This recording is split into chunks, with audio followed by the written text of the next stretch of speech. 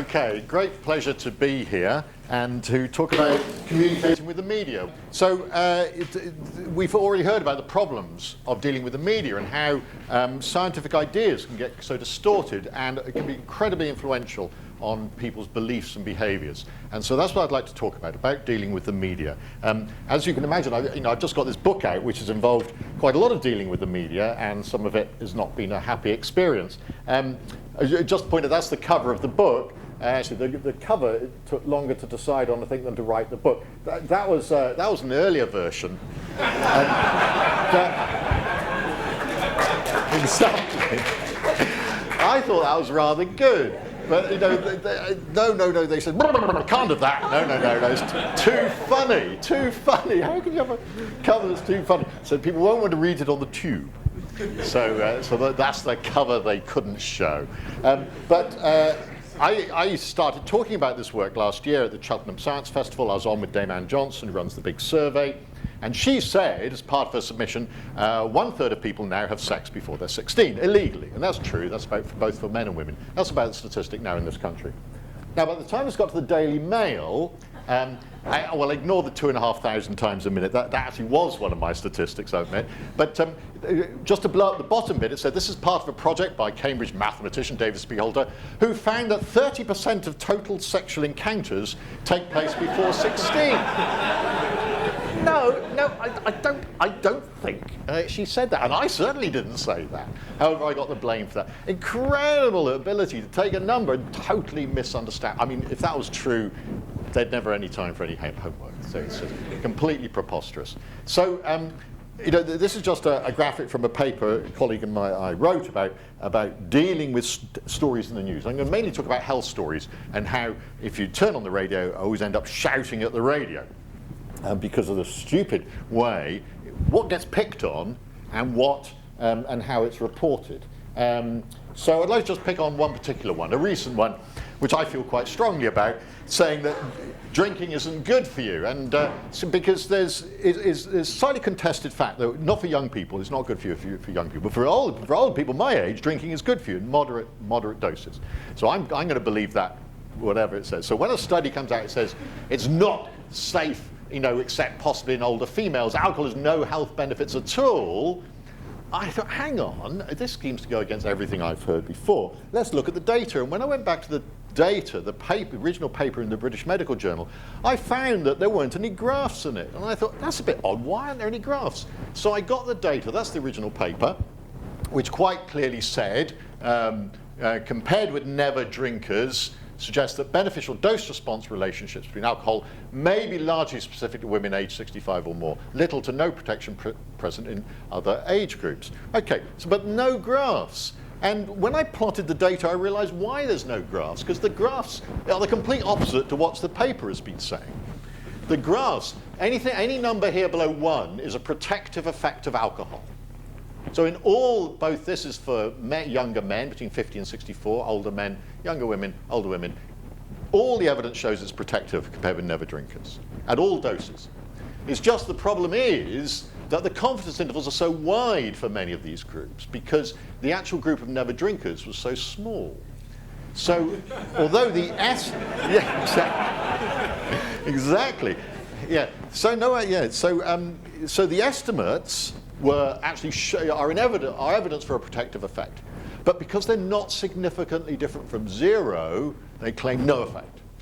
The first fundamental statistical error is to assume that just because you've got a non-significant result, because you've done a rubbish study without enough cases, you can therefore say, oh, there's no effect. Appalling. Was it the fault of the media? So that's what I'd like to say. Was that the fault of the media? Point estimates for all consumption, blah, blah, blah, is what I've just said. Wide confidence intervals include a plausible protective effect. But the authors essentially interpreted not significantly different as no effect. Exaggerated and misleading conclusions. It was not the fault of the media. It was the fault of the scientists and the journal and the press release. And that's going to be my running theme throughout this. I used to spend my time going, oh, the media are terrible, Daily Mail's terrible. I've stopped saying that now. They are not. They got some pretty crap headline writers, it's true. But they are not. The fault is the fault of the scientists and the press releases and the journals. That's my claim, my argument. So don't blame the media when you see a rubbish health story or a rubbish science story in the news. Blame the scientists. It's the power of the press release. Because you've got to understand how stories get into the news on the Radio 4 or on the newspapers. It is not because the journalists go out and find the story. It's because they're responding to a press release. Every single scientific story that you'll hear on the Today program or read in the newspaper is because of a press release.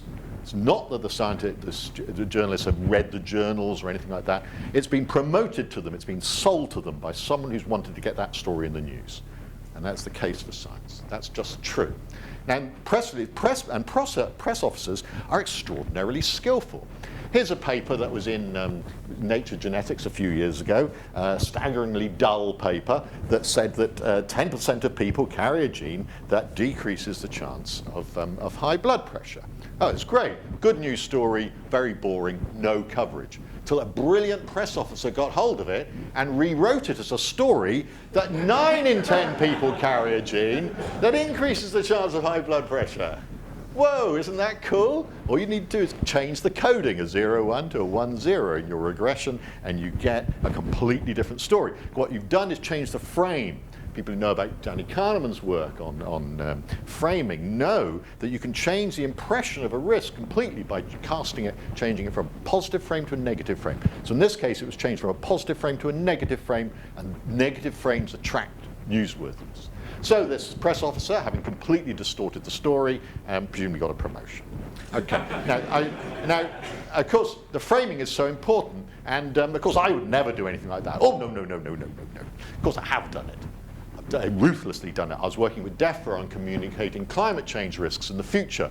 And for climate change, in the past, whenever there was a range of possibilities given for what might happen in the future, the press always pick on the highest one and said, oh, temperature rise could be as high as 10 degrees, we're all going to boil. Here's a picture of a polar bear on an ice floe, for God's sake. And that sort of climate porn which has now got, fortunately, slightly out of fashion. The DEFRA really wanted to avoid that. So we sat around for about 3 hours. This is the 10% point, the lower end of the interval, the median, and the 90%, the top end of the interval for the change in temperature of the warmest day of the summer of 2080s. So this is we're all going to boil. Under the medium emission scenario. And so what can we say? And how do you communicate a top 90% point as part of this could be as high as, well, you call it very unlikely to be greater than? Got no coverage. Didn't get picked on. You change the negative frame back to a positive frame. Could be as high as translates as very unlikely to be greater than. Exactly the same number, same concept, change the wording, changes the whole impression, the whole story.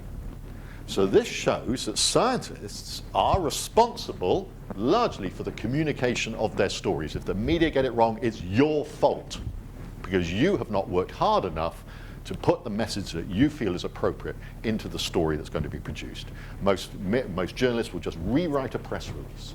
Might talk to the scientists. So it's your fault, it's your responsibility to get it right. And this has been shown in a recent paper in the British Medical Journal.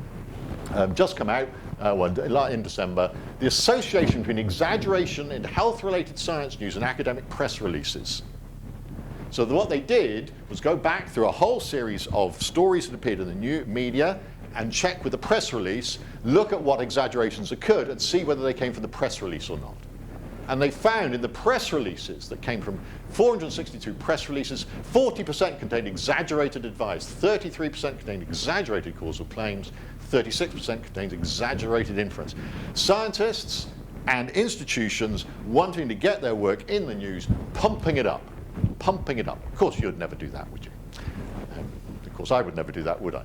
So it's given me, I've turned into a grumpy old git. So this is my official, I've been trying to think of a name for this heuristic. It's the grumpy old git heuristic that essentially says, I don't believe in stories that appear in the news. So what you should do, whenever you read a newspaper, hear a science story, ask yourself, or a health story in particular, if the study had come up with a negative result, would I be hearing about it? So essentially, am I only hearing about this because it's newsworthy?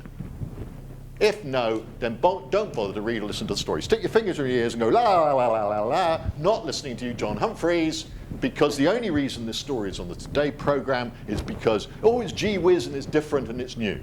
It's because it's almost certain to be wrong. So because for a study to be publicised, it's got to go through all these stages, all these filters. It's got to be considered, it's got to be done for a start, but let's assume it's been done. It's been considered worth writing up and submitting to a journal. So the scientists themselves have thought, oh, this is interesting. Then it's got to be accepted for the publication by the referees and the editors. Then it's got to deserve a press release from the journal. If it doesn't get a press release, it will not get in the news. The journal will have to press release it, or the institution. Then it's because the journalists have got to think it's interesting enough and newsworthy enough. Then the editor, the journalist, has got to get it past their editor. By this stage, it's almost certain to be wrong. Most claims that appear will be wrong because they're so newsworthy, so different, so filtered, almost certain to be wrong. All the stuff that would have contradicted it has been filtered out. So that's why you can save yourself a lot of time. Don't listen to anything you hear.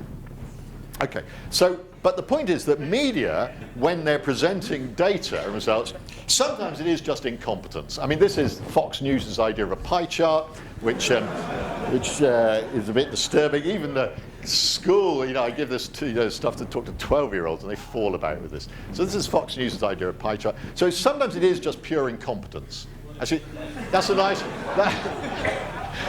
one from CNN, which are having a little trouble with their edition there.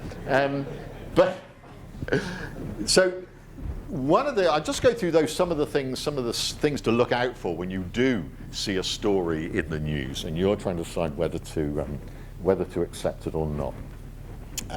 So the first thing is cherry-picking. So here we are, Daily Mail. TV and computer games could wreck family life and leave your child obese, study warns. Children who watch a lot of TV are also at risk of poor emotional upbringing. Well, there's all, as soon as you see a story like this, alarm bells going. Is this, it says the TV watching is causing the children to have emotional problems in their family life, being obese. Maybe being obese is helping them to watch TV. I mean, this is an association, not a causation, so that's a standard one. But maybe it's also cherry picking. There's a standard little checklist you can go through and try to spot these things. So this is the paper in JAMA Pediatrics, and it said across associations, the likelihood of adverse outcomes in children range from 1.2 to a 2.4 increase for emotional problems and poorer family functioning for each additional value of television thing. Now, that's actually a lie, a complete lie. It's not across all associations, it's across the significant associations. What they did, hang on, have I do that right? They only looked at the significant associations. In fact, they looked at 96 odds ratios. They correlated everything with everything. And these odds ratios, these associations formed a nice distribution around 1, around the null result. So they pick on the ones on the right-hand side, the extreme ones, and then just report those. It's extraordinarily misuse. This is the fault of the scientists and the referees and journal for letting it go through. Not the media. The media cannot be blamed. It's the fault of the scientists for cherry-picking their results, not reporting the totality of their results. They just quoted the 13 significant ones in the abstract. So maybe 1 or 2 of those were real, a few of those might have been real, but a huge amount of negative results that didn't get mentioned. So absolutely outrageous behaviour, scientific misconduct. Again, is this just Fox News being incompetent? Here's an interesting one. This is the standard. If Bush cuts expire, 30% tax rate, 39.6 tax rate.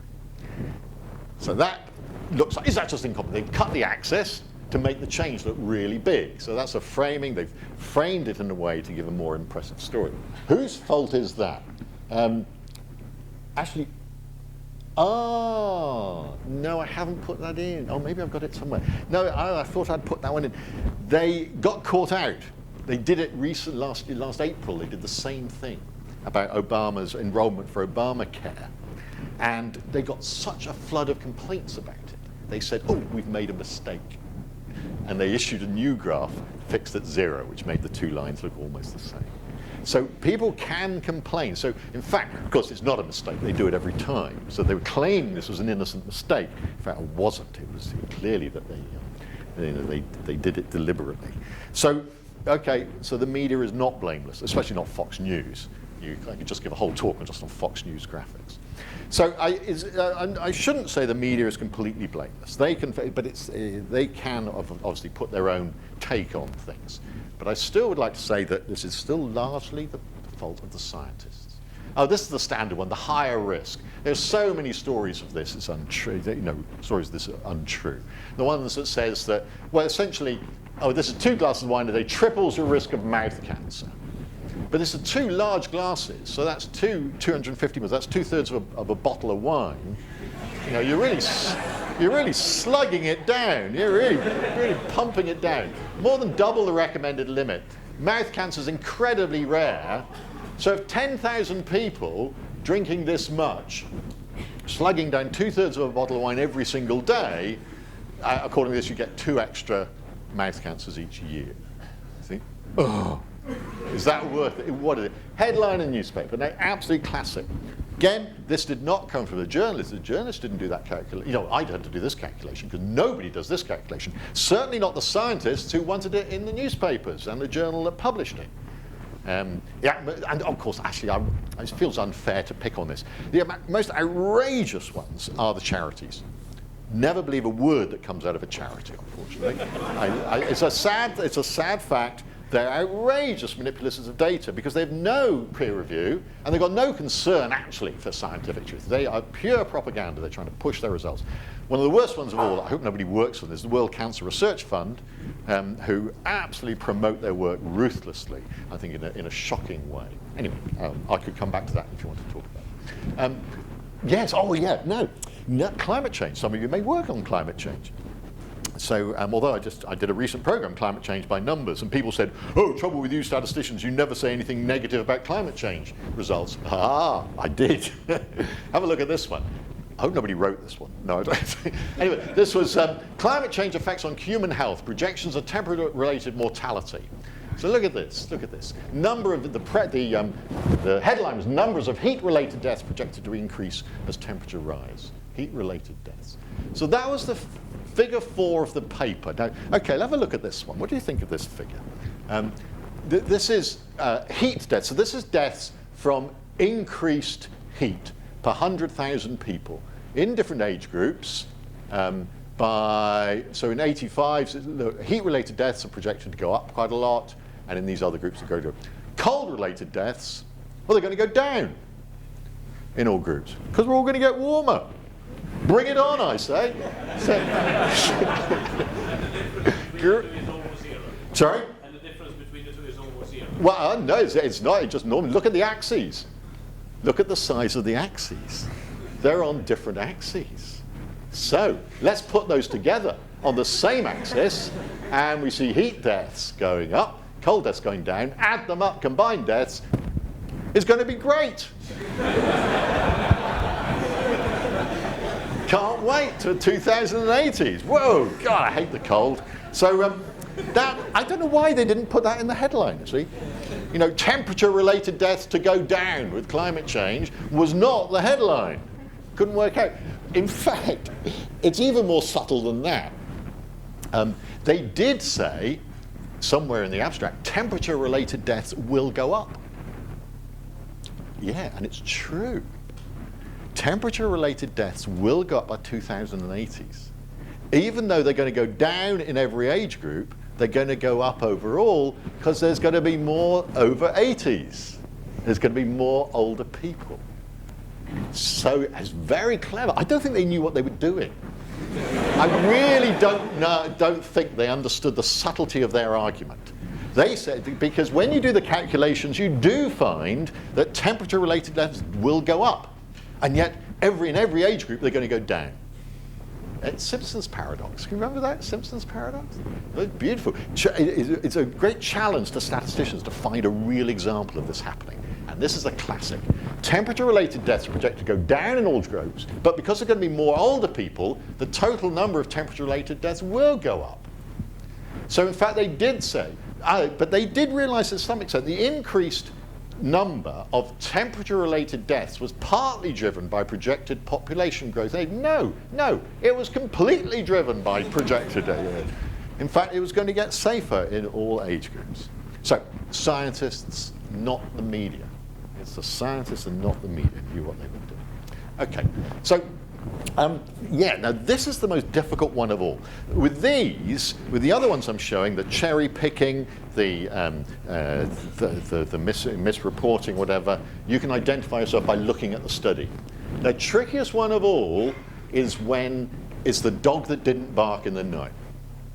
Trying to spot what isn't there. What am I not being told? So it's not what you read, it's what are you not reading. I think this is why I love being a statistician, because I've just turned into a detective, trying to spot what am I not being told? What are they not telling me? So now when I read a paper, I only read the paper to see what isn't there.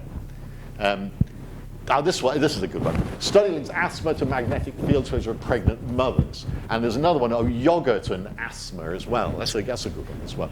So they investigated asthma essentially an afterthought in a study that was originally about something else. So what they did, the study was about something else, about other things, about mobile phones and some other outcome. But they looked at every outcome of their children and found this one thing that was associated with mobile phone exposure was the asthma.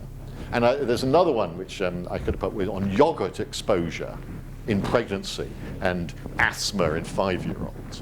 So, hang on. This was a study in which they looked at everything the mothers were eating in their pregnancy and every possible outcome of the children and found an association between asthma and things. So it's cherry picking. It's absolute cherry picking, but you don't know it's cherry picking until you try to work out what was the study actually about. Was this a study, when you see this, the thing to read is, was this a study of asthma and magnetic fields? If it wasn't, discard it. Okay, unjustified. This is the thing that really annoys me. Oh, God, I get so angry about this. So when epidemiologists and scientists start telling people what to do, I loathe being told what to do. I hate someone wagging their finger at me and saying, oh, you should do this, you should do that. No, actually, I nearly said a rude word then. But I would say, sorry? Yeah, exactly, yeah. Stop wagging your finger at people. I don't care. You smoke yourselves to an early grave. I don't care. Go out and do it. Go on, show her. Come on, all that lovely polonium, it'll do you good. So don't quote me on that. No, but I couldn't care less what you do. But this is it. This is mobile phones can lead to behavioural problems in children. Yeah. Kind of kids who are using mobile phones when they're 3 or something later had behavioural problems. Okay, hang on. Maybe there's some other association, something else causing those things. Anyway, although it is premature to interpret these results as causal, yes, it certainly is, we are concerned that early exposure to cell phones could carry a risk, which if real, which it probably isn't, would be a public health concern given the widespread use of this technology. Yeah, exactly. And so again and again you find, like that alcohol paper, so at the end of it, it was starting to give advice about what drinking guidelines there should be. Notice every paper, and these people are not qualified to give advice. Epidemiologists should not start telling people, public health people, what the rules should be, what the advice and guidelines should be. Guidelines should only be drawn up by people who consider the full impact of giving advice. And part of the impact of giving advice is giving false anxiety to people. It's this what Jerry was saying. It's this massive overcaution. And it's so easy to be overcautious. The other words to really watch out for is one says, better to be safe than sorry. That's the one to watch out for. When we know where to point the gun when they say that. And the other one is, we'll better keep it simple. And that's why you get advice, pregnant women shouldn't go into saunas. People in Finland don't seem to find it any problem at all. Pregnant women, you shouldn't drink at all if you're pregnant. No evidence that low doses of alcohol will cause any harm, but better to be safe than sorry, and better to keep it simple. It's so insulting, really infuriating. So, and the classic one, of course, is the correlation is not, causation. Might be explained by saying, I like this one. Fizzy drinks make teenagers violent. Yeah, well, maybe they don't. this is, again, you have to look at the study. You have to look at the physio. So what they did, this was a cross-sectional study. They go into this American school, these high schools in Boston, and get the kids to fill up a questionnaire. How many, it includes, how many fizzy drinks do you have, and how violent are you? And so, they found this correlation between drinking fizzy drinks and beating people up. And I just thought, well, hang on, maybe after a hard day's violence, it makes you thirsty. And I need a good fizzy drink after that. I mean, come on, which way round does this arrow go? Or maybe there isn't an arrow between them at all, and maybe there's some other factor that might be influencing the two. So this is appalling, absolutely appalling. So what's to be done about this? What can we do about all this drivel? You need to acknowledge that scientists often have their own agendas that are not covered by conflict of interest statements. They're not economic agendas. They haven't got businesses. They might not have shares. Some have. They're not shabby in that way. And so, but they might have strong agendas. I mean, in a way, political with small p. They might be. A lot of scientists are finger waggers. They want to tell people. They feel that they've. I mean, it's lovely to be ideological and think this is how I'd like the world to be. But there's science and science, and if you're going to be a scientist, if the science comes out against what you'd like the world to be, you still have to publish that science. And you just, that is what science is about. It's not about science as propaganda, science as activism. Even if you're working on climate change, whatever you're working on, you shouldn't be doing that. I just feel that very strongly, because in the end, it'll reduce trust in science. And the best scientists I know, the most fantastic ones, are ones who have done it. They've really believed in something. The ones I know, I was involved in a study, big, long, expensive, randomized trial of it, encouraging families to get exercise to reduce diabetes risk. Complete failure. And we got it published in the Lancet. It's a negative result, and go on and learn about things. So you don't, you'd love it to work, and it doesn't. Okay, you learn from it and go on. So I think that's just part of integrity. And current guidelines, publishing guidelines are inadequate.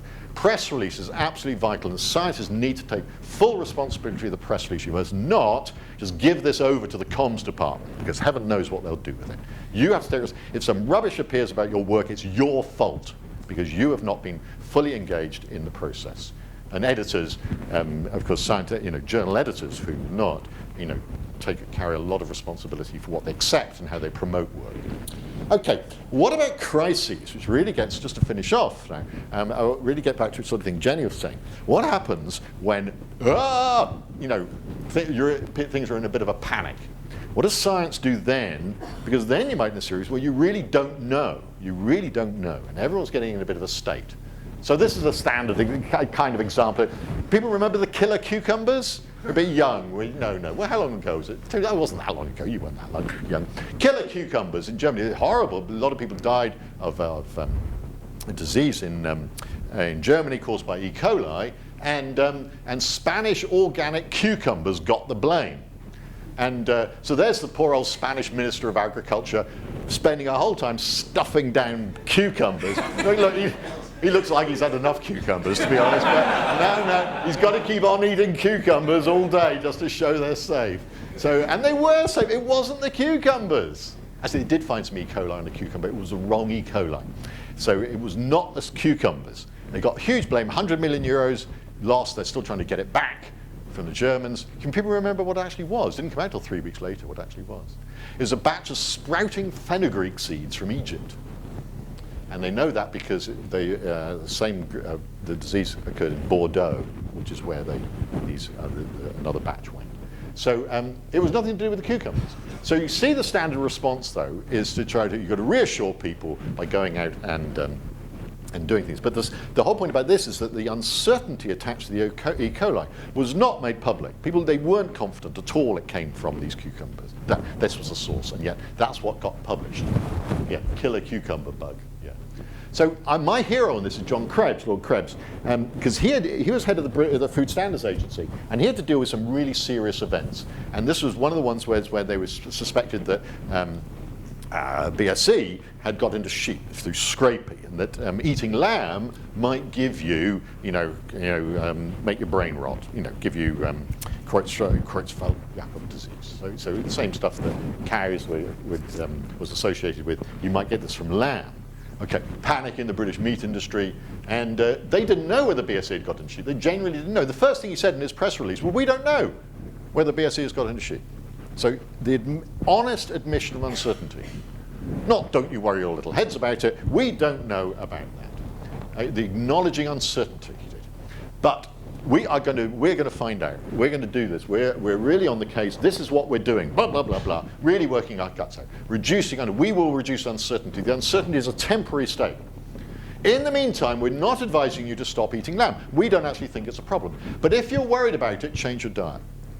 In other words, you put the precautionary element onto the public. If you allow them to apply their own risk thresholds. So you don't tell people, oh, God, it's dangerous, it's dangerous. It's not dangerous. We actually don't think it's dangerous. But if you want to do this, you can. You can exercise your own risk tolerance. This is what they should have done before the L'Aquila earthquakes as well, etc. You should allow you to do that. So it's self-efficacy, applying your own risk thresholds. We'll get back to you when we've worked out more on establishing the actual uncertainty and risk. So we will change our advice. In fact, what happens, some people stopped eating lamb, then so the supermarkets reduced the price and everyone went back and bought it again. So that's what happens. And precaution is a temporary step, adaptable. No precautionary principle. You don't need a principle because this is only a temporary holding strategy until you find out more. If it's established as a principle, then it gets wheeled out perpetually to justify over precautionary measures. Okay, so well, people might remember that episode. No, you won't remember that, but some of us will remember that because it's years ago. This was John Gummer when BSE crisis started in 1990, and he's force-feeding his 4-year-old daughter Cordelia a British beef burger, saying beef is safe. So it's like the cucumber business. This is what reassure the public, and this is what ministers used to do. This is now considered one of the worst examples of risk communication, wheeled out as how not to do it in a crisis. Oh, it's safe, it's safe. Don't you worry your little heads about it. In 1992, 3 cows, and then they actually had to admit there was a link, so maybe it wasn't that safe. Anyway, we think Cordelia's still okay. Oh yes, okay, no, I'll come back to that in a minute. Okay. So finally, if you are going to communicate risk, and if you want to allow some acknowledgement, the first thing is to be open about the uncertainty. That's fine.